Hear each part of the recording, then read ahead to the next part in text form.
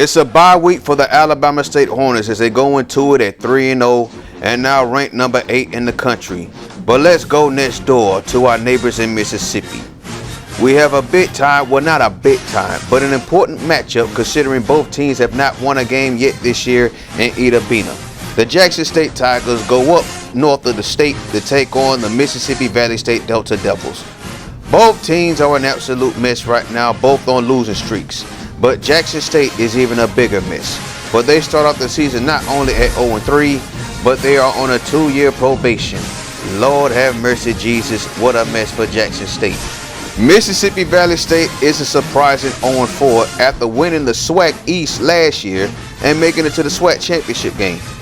They are 0-4. Peter Blaylock is still there playing quarterback, but they are off to a very rough start. Look at all those losses so far. They came up close against Stanford though. So let's start late first quarter. There goes Anthony Weiss looking downfield for his impact player at wide receiver, Josh Jenkins, making a great catch right there. So there's 2nd and goal at the Valley 9-yard line. Look at the option, the pitch to Adam Price, and he goes into the crib. Touchdown Jackson State. He is also an impact player. He's been there for a while now.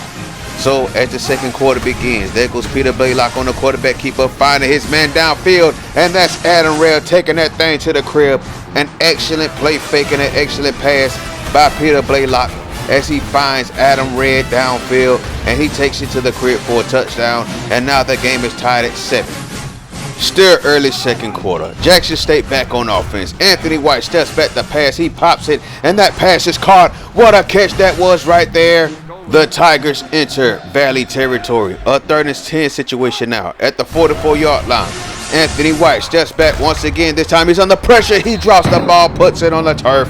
He got popped, and Jack Johnson recovers it. Take that back. Jake Johnson, I believe it is. It's tied at 7. Barely come through with a big turnover. And here goes Peter Blaylock on the quarterback keeper, taking it up the gut and gets the first down. Peter Blaylock is dangerous not only in the air but also on the ground. So here we go again, up the gut. Watch that, look at that run right there. That's Corey Brooks. Inside the 10-yard line he goes. What a run that was by Corey Brooks. So Valley's now threatening at the 8-yard line of Jackson State. Peter Blaylock on the quarterback keeper. He goes into the end zone for a touchdown. A great play call and execution on the quarterback draw. Late second quarter, now look at Peter Blaylock taking that ball up the right side past the 40-yard line. Peter Blaylock a monster, man. 3rd and 3. So here they go again. There goes Peter Blaylock on the quarterback keeper going up the right side. And now he's in Jackson State territory. They call no huddle. 6 seconds to go. The clock is going to start as soon as the referee gives the signal. What's Valley going to do with it though? It's the same play call. There goes Peter Blaylock going up the right side. Past the 20. Oh, he picked up a block. Touchdown Valley. What a play by Peter Blaylock.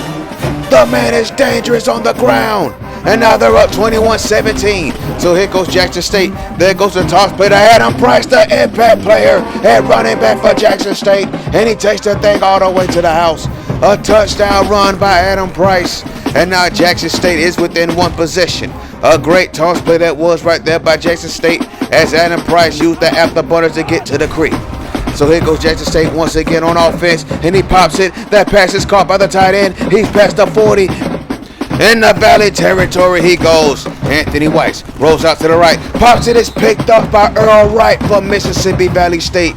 The strong safety jumps into that pass. And now the Delta Devils got the ball back, and there goes Peter Blaylock again. Peter Blaylock past the 20. He's tackled past the 15-yard line. He has over 130 yards rushing.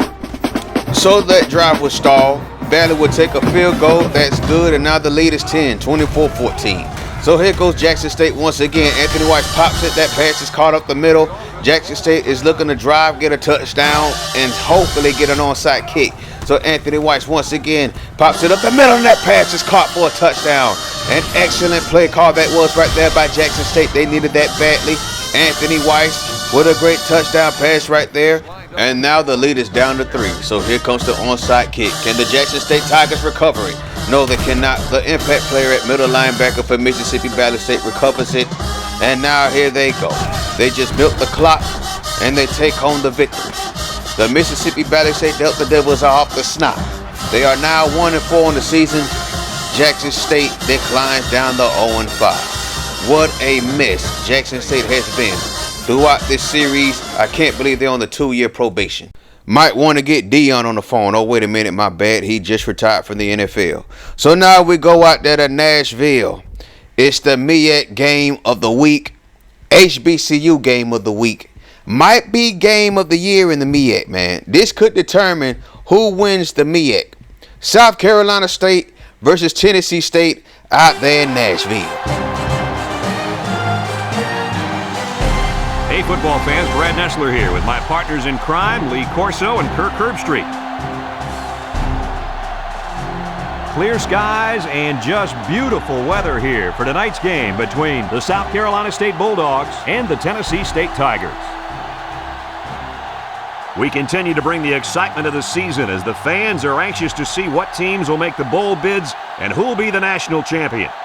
And here come the Tigers.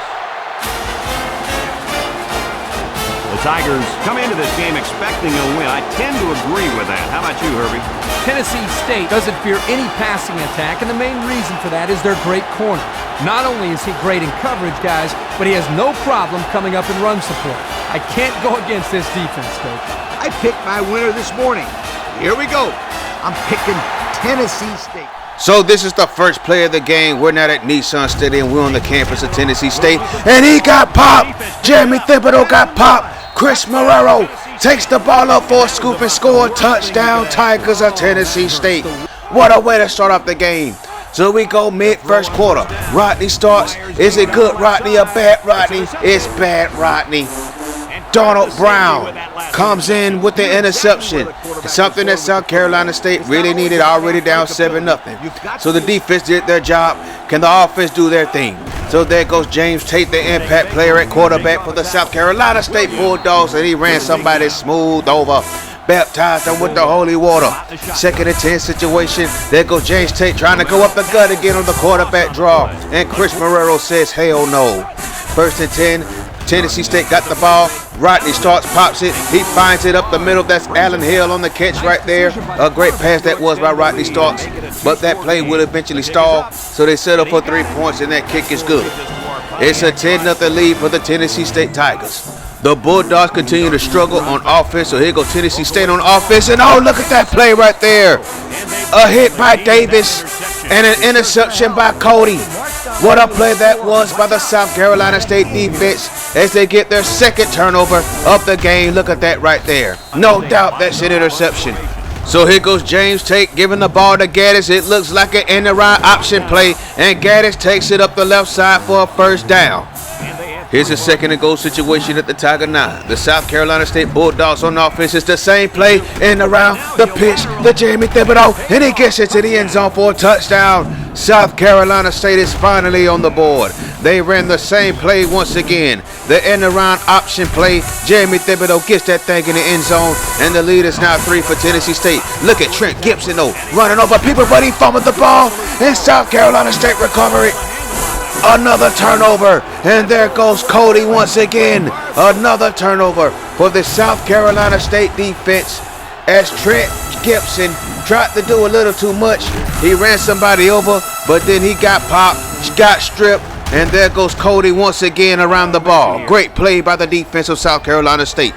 So the game's tied at 10 now. After that field goal, and this time, look at that. Vince Barnes, Rodney Starks. Vince Barnes goes back for a pick 6. The South Carolina State Bulldogs take the lead. Rodney Starks with a terrible decision under pressure. He got picked and that went back for a pick 6. Rodney Starks, it needs to be good, Rodney. Not bad, Rodney. He's looking deep, and that pass is caught. Oh, touchdown, Tennessee State. What a play that was by Rodney Starks. We're tied at 17. James Tate for South Carolina State under pressure. He pops it, and he's picked off.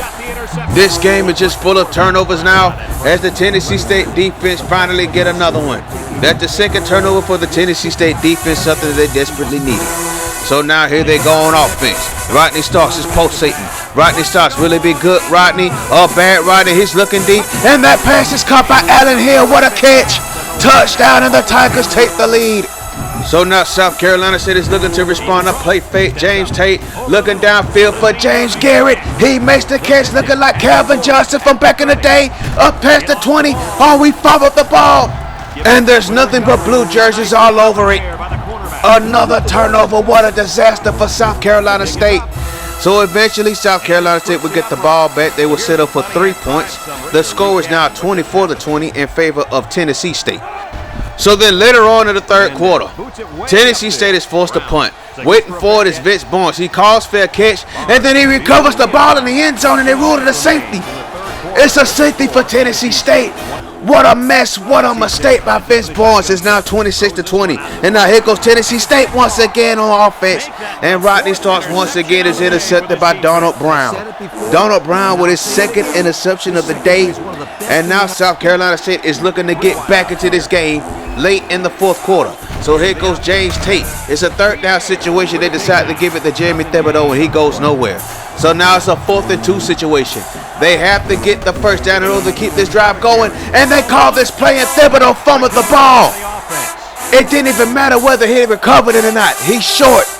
It's a 4th and 2 situation, and you call that? What an absolute mess by this South Carolina State offense. Their offensive coordinator should be fired just for this play call alone. What an absolute mess. Rodney Starks in the Tennessee State offense out there. 2nd and 7, they're looking to milk the clock. They give it to the fullback. He gets a first down and more, and he's tackled around the 24-yard line. They're just looking to milk the clock and make South Carolina State use all 3 of their timeouts. They have 1 left, so they finally have no timeouts left. And then the fullback makes a man miss and goes up the middle once again. It's a 3rd and 1 situation, and they decide to kneel the ball from take that back. It's a 3rd and 1 situation. They give it to the fullback once again. This time he secures that first down. They will milk the clock from there. And the Tennessee State Tigers win a wild one, 26-20. Nobody scored in the fourth quarter. The Tennessee State Tigers take the win. As you see that Ghost Hut, let's look at the rest of the scores around the SWAC and the Meac. Alcorn State finally get their first win of the season over Marshall, 35-27. Jackson State is actually 0-4 after losing to Mississippi Valley State 24-21. Southern got put in the split by the number 1 team in the country, Tennessee. Alabama A&M got put in the split by Grambling State. Grambling State is now 2-2. Alabama A&M got to get it together. Florida A&M beat Arkansas Pine Bluff 40-24 for their first victory. Morgan State beat North Carolina A&T 24-14. And then you saw a crazy game in Nashville. Tennessee State beat South Carolina State 26-20. Now, as far as the players of the week, Jeremy Moore had a great game versus Alabama A&M. Jake Johnson had a great game versus Jackson State. 3 tackles, 2 for loss, a sack, a forced fumble, and a fumble recovery. Both of them are named offensive and defensive players of the week. Drew Alvarez had a great game versus North Carolina A&T. 5 receptions, 79 yards, and 2 touchdowns. And then you got Chris Romero, the linebacker for Tennessee State. Romero had 5 tackles, a tackle for loss, a forced fumble, and a scoop and score. That was on the first play of the game. That was absolutely crazy. I can't believe that happened. So now we look at the standings in the SWAC. Texas Southern is now number 1. They're 1-3, but they're 1-0 in conference play. Alabama A&M took a step back after losing to Grambling like they did. Grambling State is 2-0 right now, 2-2 overall. We've only had 1 conference game so far, but there's still plenty of football left to be played, people. So we're not even worried about that. Jackson State down there just struggling at 0-4. Can't believe they're on a 2-year probation. That's sad right there. So we have some breaking news. Give it to me by 4-star commander. A great idea. Bob Smith has legally changed his name to Robbie. R-O-B-B-I-E. We're going to call him Don Robbie Smith from now on. The man is the best wide receiver on this team right now, and we're looking for him to keep the motor going and hopefully lead us back to that national championship. So there you have it. Bob is now known as Robbie Smith. Way better name than Bob. But anyway, the man from Hartselle, Alabama is having an excellent season so far. So join us next time. We back in the Gump Town for the first time in 3 weeks. Them boys from Tallahassee are coming to town, the Florida A&M Rattlers in that mighty marching 100. Join us next time as we looking to keep our winning streak going against the Florida A&M Rattlers. Peace.